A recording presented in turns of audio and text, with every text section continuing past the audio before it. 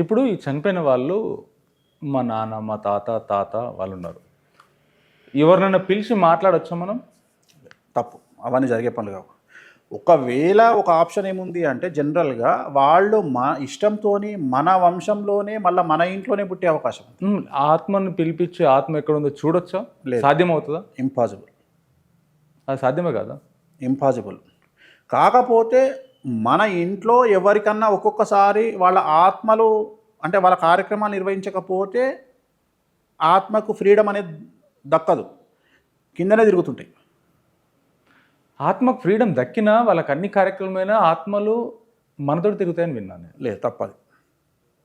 తప్పు. సాధ్యం కాదంటారా? ఇంపాసిబుల్.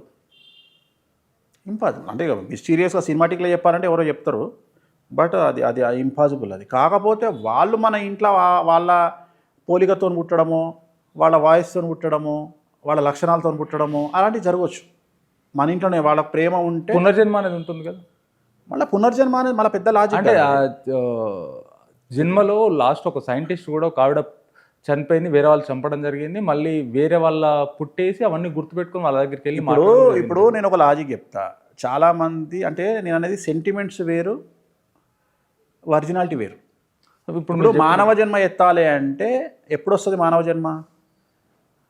కుక్క, నక్క, పంది, పిల్లి, కాకి ఇవన్నీ జన్మలు అయిపోయిన తర్వాత మళ్ళీ మానవ జన్మ ఎత్తుతుంది. దేవుడేమి మానవ జన్మ రాసినోనికి నువ్వు చావంగానే మళ్ళీ మానవ జన్మనే పుట్టని రాయలే. ఒకవేళ నిజంగానే అదే చెప్తున్నా, మరుజన్మ లేకపోవాలి అంటే పితృకార్యాలన్నీ కంప్లీట్ చేసుకుంటే మళ్ళీ లైఫ్లో జన్మ ఉండదు. లైఫ్లో జన్మ ఉండదు. మోక్షము అంటే ఉదాహరణ శివైక్యం. అంటే ఎవరైతే శివుణ్ణి పూజిస్తారో వాళ్ళు కైలాసానికి వెళ్తారు, ఎవరైతే విష్ణువుని పూజిస్తారో వాళ్ళు విష్ణు సాన్నిధ్యం పొందుతారు. అంటే విష్ణువు దగ్గరికి వెళ్ళిపోతారు, శివుడి దగ్గరికి వెళ్ళిపోతారు అని మన నమ్మకము, శాస్త్రము కూడా అదే చెప్తుంది. అంటే దాని అర్థం ఏంది? నువ్వు శివుడి దగ్గర కైంకర్యం చేయడానికి ఆయన దగ్గర పరిచారకులుగా నువ్వు ఉండిపోతావు, ఆయన పని చేసుకుంటూ. అట్లనే విష్ణువు దగ్గరికి వెళ్ళిపోతావు, విష్ణువు దగ్గర ఆయన పనులు చేసుకుంటూ ఆయనతోనే ఉండిపోతావు.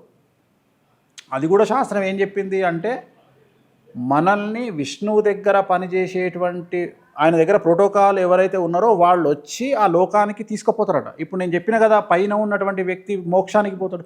మోక్షానికి పోవడము అంటే ఉదాహరణ వైష్ణవ భక్తులు అయితే విష్ణువు దగ్గరికి వెళ్తారు, శివభక్తులు అయితే శివుని దగ్గరికి పోతారు. ఈ రెండు లోకాలకు పోయే వాళ్ళకు కూడా వాళ్ళ దగ్గర ప్రోటోకాల్ ఆఫీసర్స్ లాగానే ఉంటారు. వాళ్ళు జయ విజయులు అని ఉంటారు, ద్వారపాలకులు అని ఉంటారు. వాళ్ళు వచ్చి బయటకు వచ్చి లోపలికి తీసుకొని పోతారట. వాళ్ళు లోపలికి తీసుకొని పోతారు. లోపలికి తీసుకుపోయి వాళ్లకు ఒక రకమైన శరీరం వస్తుంది. ఇదంతా ఎలా మీకు ఎలా తెలుసు దీని గురించి? అంతా సబ్జెక్ట్ మీద ఇది వేదాల్లో చెప్పింది కాదు, ఇది పితృకార్యాలకు సంబంధించినటువంటి సబ్జెక్టు. ఓకే. అంటే నేను వర్డింగ్ మీకు కరెక్ట్గా చెప్పలేక, ఒక నది ఉంటుంది, ఆ నది వరకే మనము వెళ్ళగలుగుతాం. చనిపోయిన వ్యక్తి ఆ నది వరకే వెళ్తాడు పైన. ఆ నది దగ్గర ఒక ఆవు వస్తుంది. ఆ ఆవు వచ్చి ఆ ఆవు తీసుకొని పోతుంది. ఆవు మార్గాన్ని చూపిస్తుంది. నది దాటించేది ఆవే. ఓకే. దాని పేరు మీద ఒక స్పెషల్ మాసికం ఉంటుంది. చనిపోయిన వ్యక్తి కోసం ఒక స్పెషల్ మాసికం ఉంటుంది. 11వ రోజున అడిగేస్తారు ఆ మాసికం. అంటే ఇప్పుడు నేను ఏం చూసినా ఏం చేసినా అనేది నేను చెప్తాను మీకు. అంటే ఆత్మతోటి మాట్లాడడం అనేది ఇంపాసిబుల్ అంటారా? అది మీరు 12 రోజుల లోపు మాట్లాడతారేమో, 12 రోజుల తర్వాత మాట్లాడలేరని చెప్తున్నా. అంటే నాకు ఒక గురుగారు ఒక పర్సన్ నాకు కలిశారు, నేను కలిశాను అతన్ని. కలిసిన తర్వాత మా నాన్న చనిపోయి ఆల్మోస్ట్ 25 ఇయర్స్ అవుతుంది.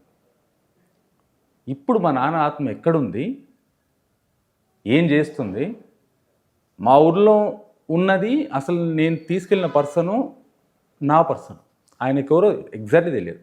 నా ఊరు తెలియదు, మా నాన్న తెలియదు, ఏం తెలియదు. పల్లెటూరులో ఎక్కడ మా ఊర్లో నన్ను ఎవరు గుర్తుపట్టారు? అలాంటి సిచ్యువేషన్లో ఒక పర్సన్ను నా పర్సన్ తీసుకెళ్తే చూపించండు, నా పర్సన్కి ఆయన చూపించండు మా నాన్న ఎక్కడున్నాడు, ఏం చేస్తున్నాడు. తర్వాత నేను కాదు అది అని వాదానికి కూర్చుంటే ఇంకొక పర్సన్ నేనే తీసుకెళ్తే మా నాన్నని పిలిపించి నాకు కనిపిస్తలేడు, కొబ్బరికాయ చేతిలో ఇచ్చిండు, కొబ్బరికాయ ఇట్లా పట్టుకొని కూర్చున్నాడు, నన్నే చూస్తూ మాట్లాడుతున్నాడు, కళ్ళు మూసుకోమన్నాడు. కళ్ళు మూసుకుంటే ఆ కొబ్బరికాయ ఊగుతుందంట అబ్బాయికి. వెనకాల మా నాన్న నిలబడ్డాడు. ఇది ఎవ్వరు నమ్మకపోవచ్చు, కెమెరా ముందు నమ్మకపోవచ్చు, ఇప్పుడు మీతో మాట్లాడుతున్నాను, ఇప్పటిదాకా దీన్ని వీడియో కూడా చేయలేను. ఆయన వద్దులేండి ఇదంతా. ఇలా పట్టుకుంటే వెనకాల మా నాన్న ఉన్నాడు, నేను మీలాగా ముందు కూర్చొని ఉన్నా, నేను అడుగుతున్న క్వశ్చన్ మా నాన్నకి వినిపిస్తుందంట. నేను అడుగుతున్న క్వశ్చను మా నాన్న కొన్ని విద్యల్లో, కొన్ని ఆయుర్వేదిక్ మెడిసిన్లో మంచి నిష్ణాతుడు. పిల్లలు కాకపోతే మందులు పోస్తుంటాయి కదా చిన్నప్పుడు, వాటన్నిటికీ ఆయుర్వేదిక్ మెడిసిన్లో మంచి నిష్ణాతుడు కొన్ని విద్యల్లో. అంటే ఎలాంటి వాడు అంటే, ఇప్పుడు నిమ్మకాయలు పెట్టి గాలిలో లేపుతారంటారు కదా, ఒకప్పుడు నా చిన్నగా ఉన్నప్పుడు మా నాన్న 4 నిమ్మకాయలు పెట్టి మధ్యలో నిమ్మకాయ పెట్టి ఇట్లా అంటే లేచి అక్కడ తిరిగేది. మళ్ళీ ఇట్లా అని ఇట్లా వచ్చి కింద తిరుగుతుంటే దుమ్ము లేసేది. ఇప్పుడు తాళ్ళగడ్డి లేపుతున్నారు. అవన్నీ నేను చిన్నగా ఉన్నప్పుడు చూసినవాడిని. అంత నిష్ణాతుడు మా నాన్న. వెనకాల ఉండి నేను అడుగుతున్న ముందు నుంచి, నాకు చిన్నప్పుడు విద్య నేర్పిస్తున్నాను, నాకు ఎందుకు నేర్పియాలా అంటే, ఈ అబ్బాయికి మా నాన్న చెప్తున్నాడు వెనకాల నుంచి, నువ్వు చేస్తున్న తొందరపాటు పనులు ఎక్కువ ఉన్నాయి, అది ముందు తగ్గించు. ఫస్ట్ ఆయన చెప్పింది. ఇంకోటి, మరి నువ్వు ఎందుకున్నావు ఇక్కడ, ఆత్మ శాంతించాలిగా అంటే, మీరు చేసిన పూజలు నాకు నేను అడుగుతున్నా, ఈయన అబ్బాయికి చెప్తున్నాడు, ఈ అబ్బాయి నాకు చెప్తున్నాడు. నాకు కళ్ళ కనిపించలేదు. కానీ ఈ అబ్బాయికి ఇక్కడ ఉన్నాడు, మీ నాన్న ఈ డ్రెస్లో ఉన్నాడు, ఇట్లున్నాడు. ఆత్మను పిలిపించి మాట్లాడగలిగే క్యాపబిలిటీ ఉన్న పర్సన్స్ మన దగ్గర ఉండొచ్చు. తప్పేం ఉండొచ్చు.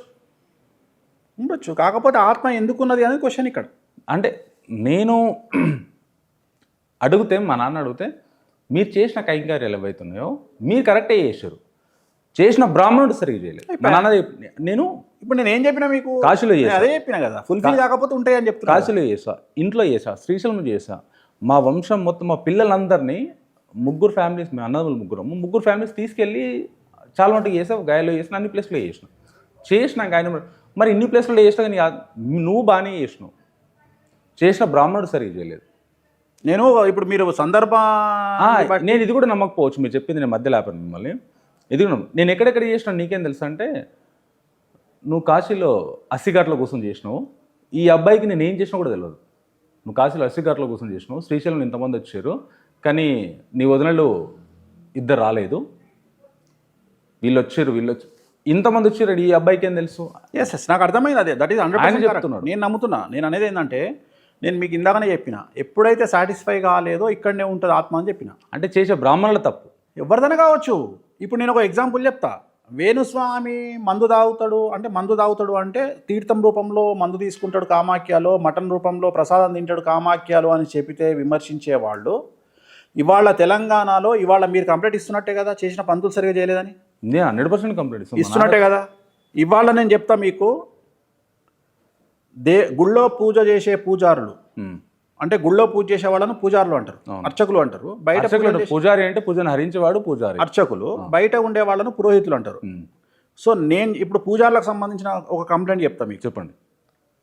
గుళ్ళో నుండి ఇంటికి వచ్చి మడి మీద ఇంట్లో ఉన్న కొడుకునో బిడ్డనో ఎత్తుకొని అవే మడి బట్టలతోని, లేదా ఇంట్లో సోఫాలనో బెడ్ మీదనో కూర్చొని ఛాయ్ తాగి మళ్ళా గుడికి పోయి దేవునికి పూజ చేసే అర్చకులు ఉన్నారు. ఇది తప్పు.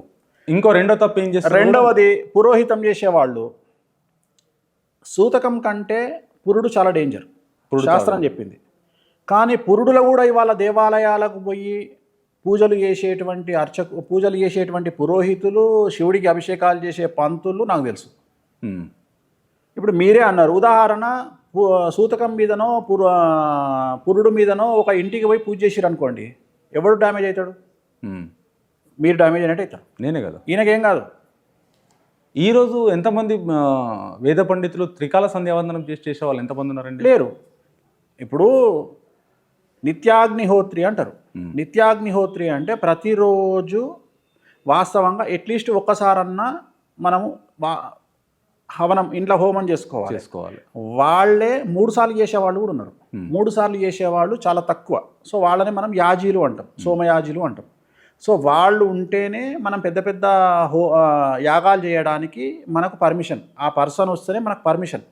సో అందరూ దేశకాలమాన పరిస్థితులను బట్టి సంధ్య వార్చుకోలేకపోవచ్చును, ఉద్యోగ వాళ్ళ జనరేషన్ బట్టి అది ఓకే. బట్ నేననేది ఏంటంటే, నువ్వు ఎవరి కోసమైతే నీ జీవితం గడుపుతున్నావో, ఎవరైతే నీకు జీవితాన్ని ఇస్తున్నారో వాళ్ళకు కూడా నువ్వు మంచి చేయకపోతే ఎట్లా? అంటే నువ్వు ఒక ఇంటికి పురోహితానికి పోతున్నావు అంటే ఆ వ్యక్తి ఇచ్చే డబ్బుల వల్ల నువ్వు బతుకుతున్నావు కదా. సో పురోహితము అంటే పురోహితాన్ని కోరుకునేవాడే పురోహితుడు. సో నువ్వు ఆ 10 రోజులు ఓపిక పట్టు. సూతకం వచ్చింది, ఆ సూతకము పూజలు చేయకు, నీకు తెలిసిన వాడిని పంపించు. నీకు పురుడు వచ్చింది, నీకు తెలిసిన వాడిని పంపించు. ఏమనంటే కొత్తగా మాట్లాడతారు ఈ మధ్యన ఏంటి అంటే మా వంశంలో అట్లాంటివి లేవు, మేము పురుడు పట్టము సూతకం పట్టము అంటే, అరే నువ్వు పూజలు చేయొద్దురా నాయన, నువ్వు సూతకము ఉన్నప్పుడు పురుడు ఉన్నప్పుడు నువ్వు పట్టాల్సిందే. నువ్వు వాడు ఎవడైనా సరే పాలువాడు చనిపోయిండు అంటే నువ్వు వేరే ఇంటికి పోయి పూజలు చేయడానికి నిషేధము. అట్లా చేసినప్పుడు ఏమైతే రిజల్ట్ ఇట్లనే వస్తాయి. ఇప్పుడు మీరు ఏదైతే అనుభవిస్తున్నారో అదే రిజల్ట్ వస్తాయి. అదే రిజల్ట్. సో తప్పు మీరు చేయలే, మీరు డబ్బులు ఖర్చు పెట్టిర్రు, ప్రేమతో చేసిర్రు, కార్యక్రమాలు అన్నీ నిర్వహించిర్రు. కానీ ఒక బ్రాహ్మణుడు చేసిన తప్పు, ఒక పంతులు చేసిన తప్పు వల్ల ఇవాళ ఆ ఆత్మ సఫర్ అవుతుంది. అంటే వచ్చి చెప్పింది వాళ్ళ వల్ల నేను సఫర్ అవుతున్నాను కూడా చెప్పింది మీకు. దాంట్లో నాకు తెలిసిన కారణం ఏంటి అంటే మంత్రాలు తప్పు చదువుడో లేకపోతే మంత్రోచ్చారణ తప్పు ఉంటే ఇంత డ్యామేజ్ జరగదు. నాకు తెలిసి ఆ చేసినటువంటి వ్యక్తి ఏ సూతకం మీదనో లేకపోతే ఏ అంటుముట్టు మీదనో లేకపోతే ఏ పురుడు మీదనో వచ్చి కార్యక్రమాలు నిర్వహించుంటాడు. దానివల్ల ఇలాంటి పెద్ద డ్యామేజ్ జరిగే అవకాశం ఉంది. జనరల్గా డ్యామేజ్ జరగవు, ఇంత పెద్ద డ్యామేజ్ జరుగుతుంది. కానీ వీటిని సమాజం గుర్తించదు. సమాజం ఎంతసేపు వేణుస్వామి తీర్థం పేరు మీద మందు దాగిండు అంటే తిట్టడానికి ప్రయత్నం చేస్తారు, మా బ్రాహ్మణులు కూడా చేస్తారు. కానీ వేణుస్వామి ఇట్లా చెప్పుకుంటుంటారు. కానీ ఇట్లాంటి తప్పులను వాళ్ళు జోడాబాయిలు నోటికి వేసుకొని, దౌడకు పాన్పరాగ్ వేసుకొని, గుట్కా వేసుకొని వేదం చదివేవాడిని ఎవడు పట్టించుకోడు. కానీ నాలాగా నిజాయితీగా వచ్చి బయట చెప్పేవాడిని విమర్శించడానికి అందరు రెడీగా ఉంటారు. జోడాబాయిలు వేసుకొని వేద మంత్రులు చదివే పంతులు ఎంతమంది లేదు. వేద పండితులను ఇట్లా వందలలో చూపిస్తాను నేను. దౌడకు జోడాబాయిలు ఉంటుంది, ఖైనీ ఉంటుంది, దౌడకు పెడతారు, చదువుతూనే ఉంటారు. చేయొద్దు, అట్లా చేయొద్దు. నువ్వు మనుషులకు దేవునికి అపకారం చేస్తున్నట్టు. ఇప్పుడు మామూలుగా ఇంట్లో చేసినా కానీ నిత్య గాయత్రి చేసే వాళ్ళు ఎంతమంది ఉన్నారండి? అదే చెప్తున్నా. ఇప్పుడు జంజం ఉంది, బ్రాహ్మణుడికి జంజం ఉంది.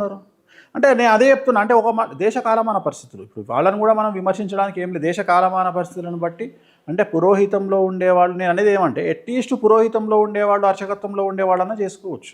అట్లీస్ట్ డైలీ 8 గాయత్రి అనే చేయొచ్చు. నువ్వు స్నానం చేసి ఇప్పుడు నేను స్నానం చేసి బాత్రూమ్ నుండి నేను దేవుడి దగ్గరికి రావడానికి నాకు it will take 30 seconds. 30 seconds నుండి నేను దేవుడి దగ్గర 5 నిమిషాలు కూర్చున్నా కనీసం 21 గాయత్రి చేయొచ్చు. నువ్వు ఉన్న ఒత్తులు అవన్నీ పూలు సర్దుకునిలోగా నీకు 101 అయిపోతుంది. 21 వేసుకో. నేను అదే చెప్తున్నా, 21 గాయత్రి అయిపోతుంది. పెద్ద విషయం కాదు కదా. నీ జంధ్యానికి పవర్ ఇవ్వాలి అంటే, నీ వాక్శుద్ధికి పవర్ ఇవ్వాలి అంటే, నువ్వు నమ్ముకున్నటువంటి దేవతను బట్టి నువ్వు గాయత్రి చేస్తావా, లేకపోతే నువ్వు దశమహావిద్యల్లో బగాలముఖిని పూజిస్తావా, లేకపోతే రాజశ్యామలను పూజిస్తావా, ఏదో ఒక మంత్రాన్ని నువ్వు జపించుకుంటే నీకు దానివల్ల 108 జపం చేస్తే నీకు ఆ అమ్మవారు సిద్ధిస్తుంది. ఆ సిద్ధితోనే మనం ఎవరికైనా బ్లెస్ చేసినా, మనం ఎవరికైనా పూజ చేసినా ఆ ఫలితం అనేది సిద్ధిస్తుంది.